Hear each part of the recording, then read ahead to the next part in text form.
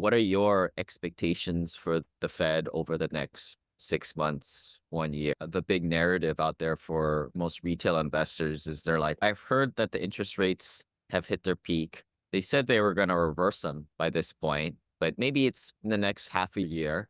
I'm just going to wait till that confirmation happens, right? So I've been wrong now for 10 months because any rational thing would have been cut the interest rates down to about 3.5% now, maybe even 3% now. Why? Simply because inflation, absent mismeasured housing, is 1.5%. So I don't know why we would have these super high rates. Having said that, they keep them up. I'll tell you why, Peter, because like the Fed goes after the score for them is getting that damn CPI to whatever that magic number they're looking for. Until they do that based on their own messed up statistics, they can't proclaim a victory to the general public and pat themselves on the back. You're 100% right. What they should do, you know how they do CPI without petroleum and oil and food, right?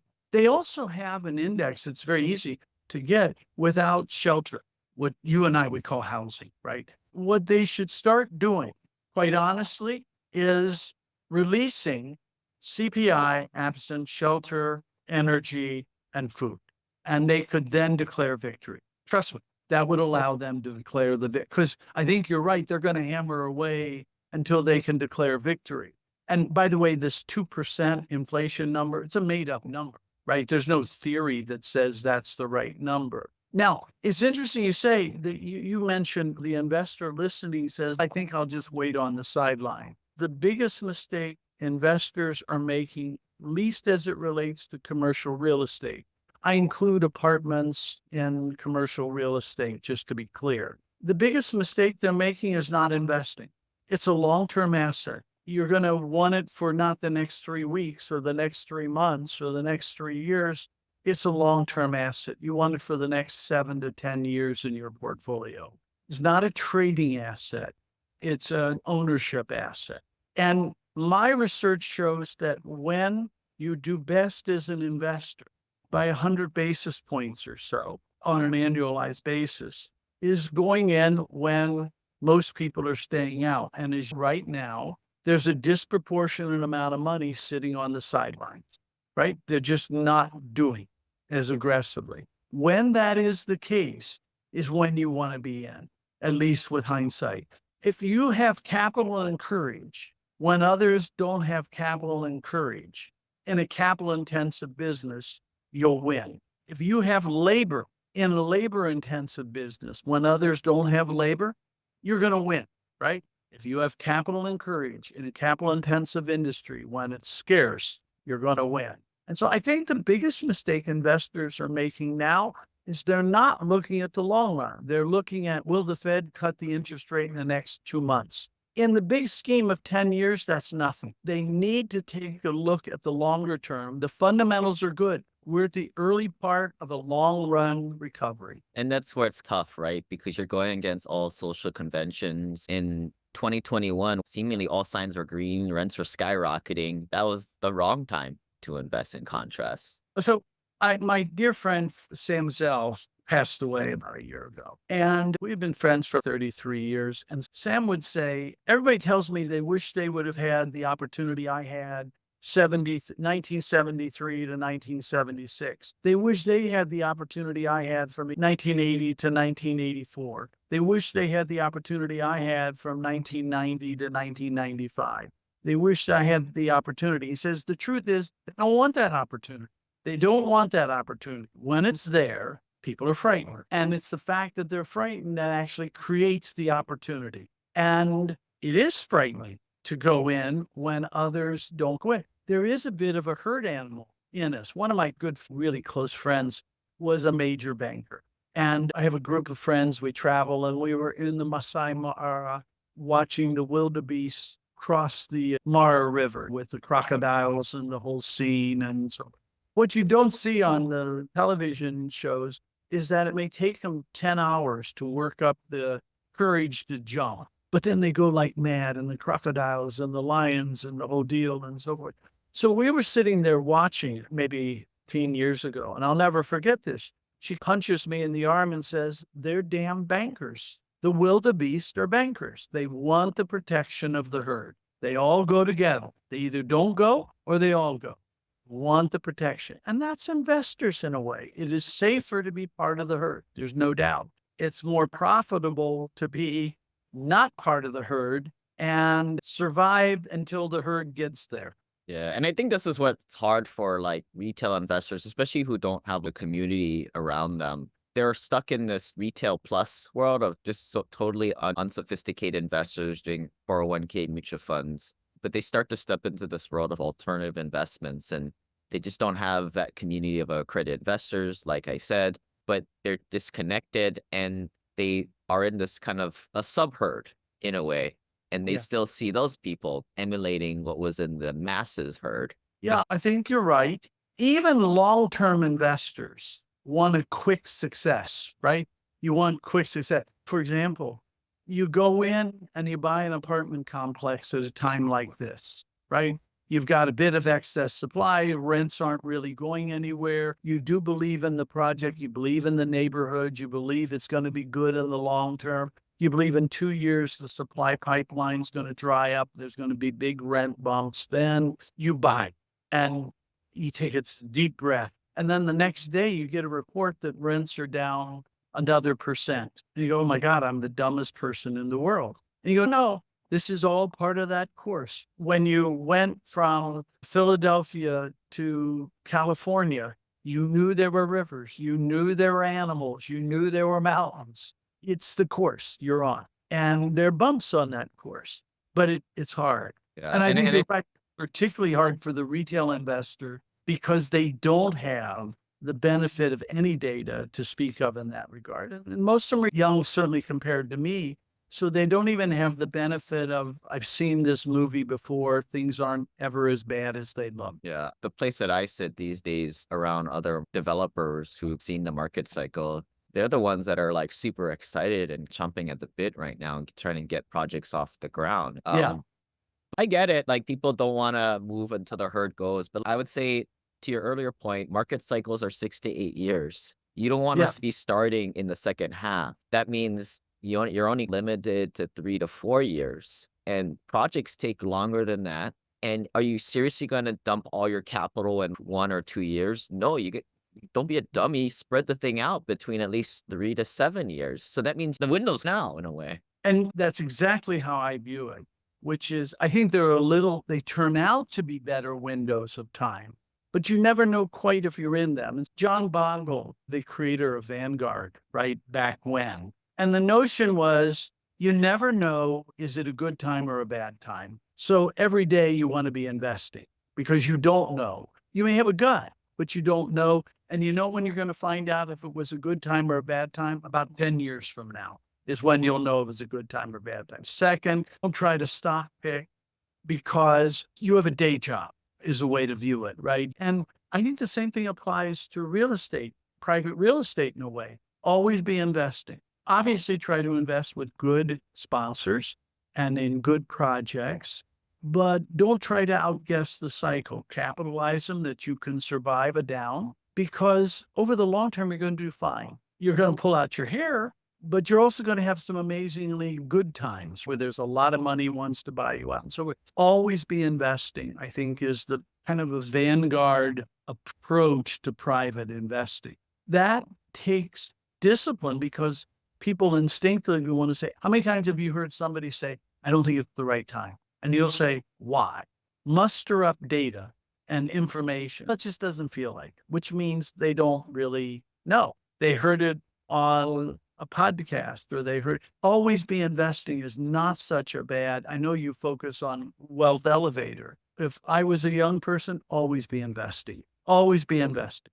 And there'll be better years and worse years when you look back, but always be investing prudently. I'll do a little public service announcement. Then always be investing, but make sure you understand where your money is going. I see my heart goes out to a lot of you guys tell me some of your old deals are going into capital call mode. And unfortunately, a lot of those deals, if you're going in as rescue capital or a debt fund, you're going in at a 2021, 2022 high cost basis. And the market values have corrected 30% downward.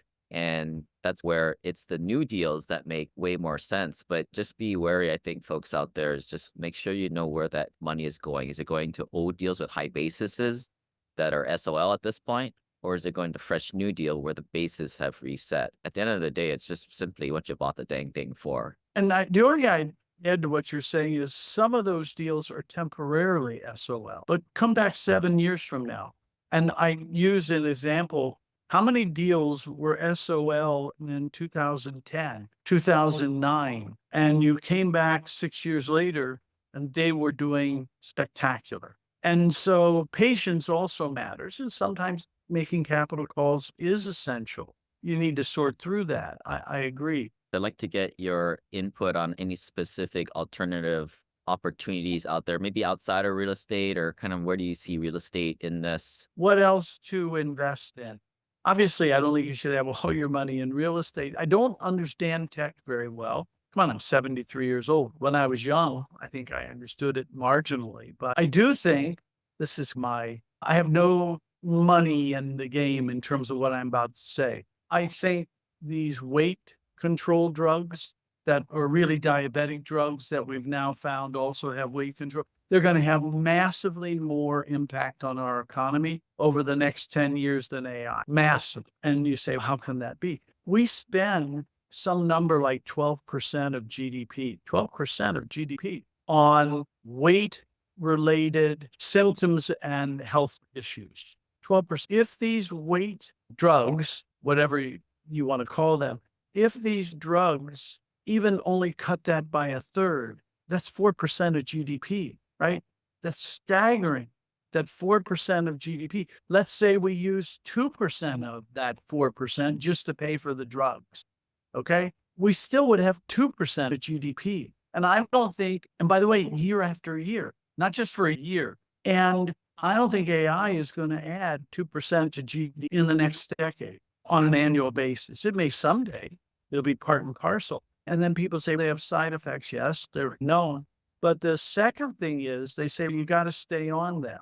You got to stay on diet and exercise too. So I think that they have enormous potential until real genetic engineering comes along. I think what I like to pull from that is these are the long-term trends. Just like workforce housing, the need for apartments at $900 to $1,400 a month is an expanding long-term trend. Like what you just said, it surfs on that wave of people want to look good naked. I was looking at some deals the other day, and kind of people are familiar with Spanx, right? These spandex that Yeah. makes your body look better. Essentially the same dang trend that we're talking about here. The other point is I use it also in a different way. People focus on the current narrative. The current narratives is AI is game changing, going to be the biggest thing that ever happened to the economy. And someday it may be, but it's not yet, and it's not in the foreseeable. They're in the narrative of game changing for an individual, but not for the economy. This is game changing for the economy. And the fact that the side effects are known, game changing for the economy. Think out of the narrative, because the narrative generally isn't all that helpful. At least that's what I have found.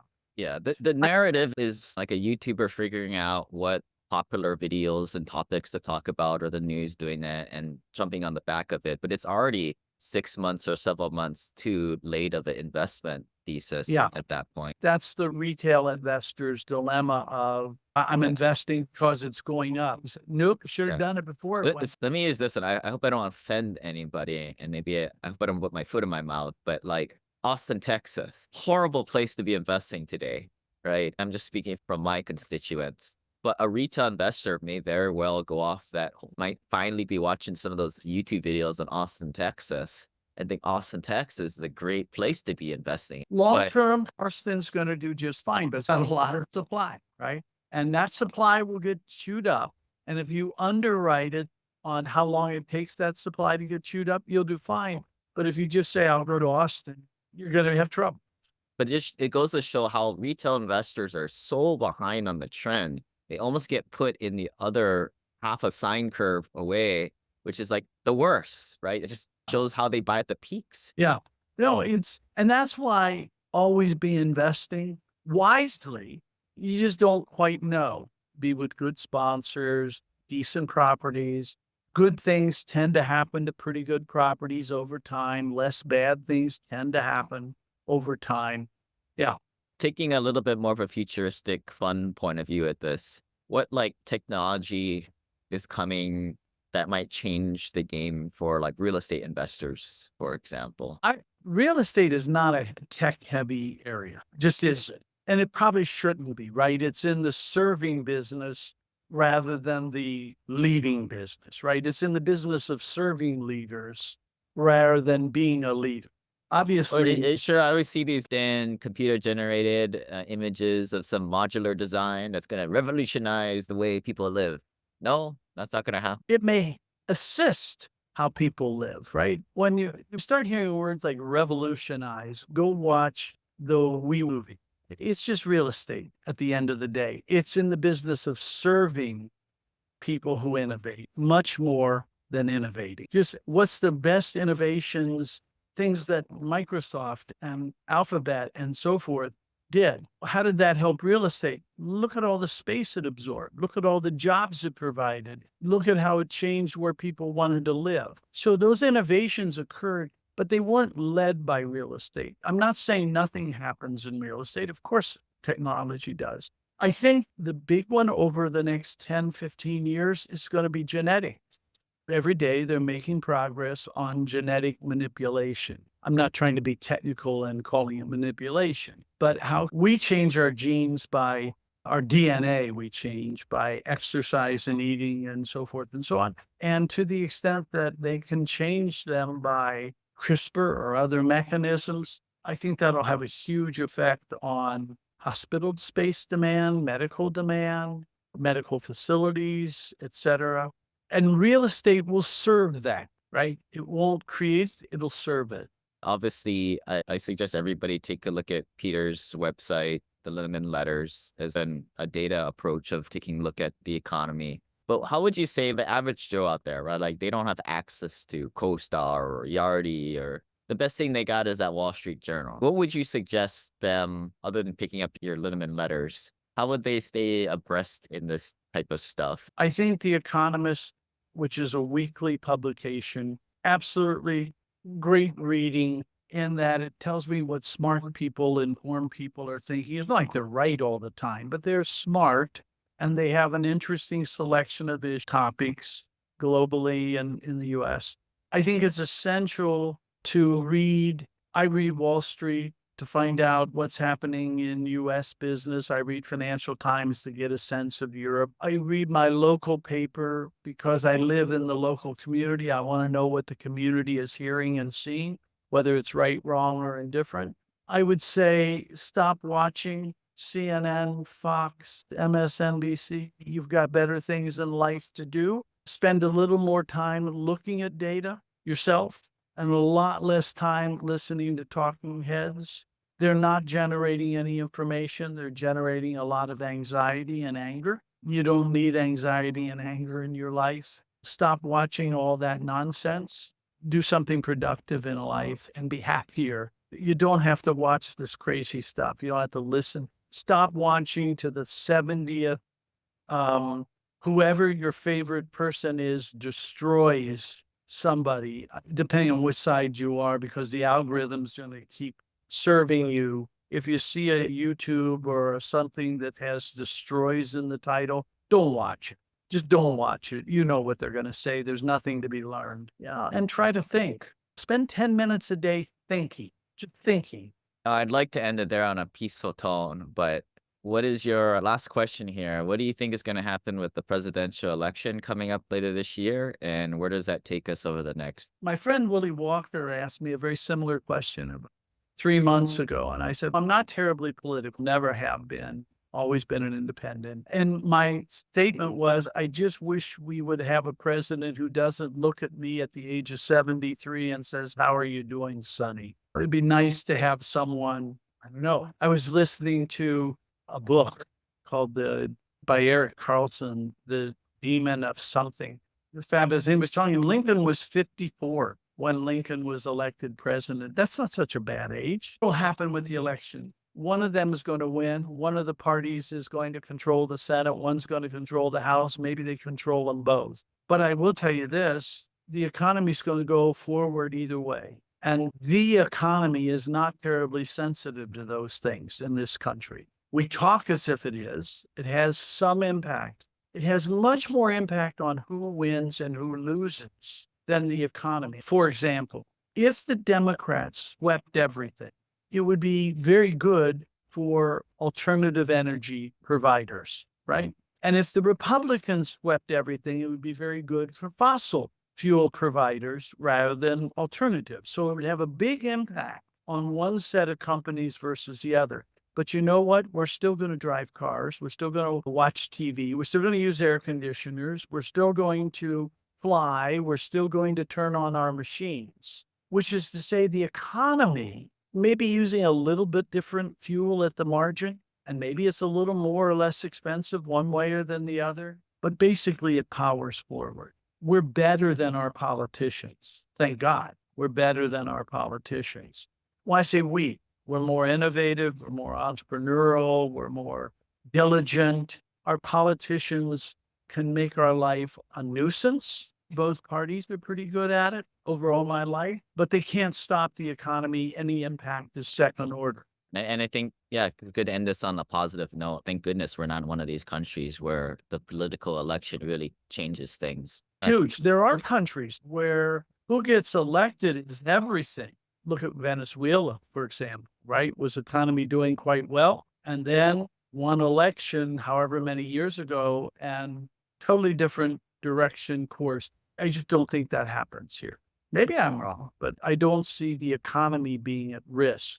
I do see certain vested interests being at risk or at benefit, depending on who wins. Thanks for jumping on, Peter. If you guys want to check out his Linneman letters, you can probably just Google his name, Peter Linneman. And then, yeah, if you guys want to get a hold of my weekly newsletter, you can join our group at thewealthelevator.com/club. And we will see you guys next week.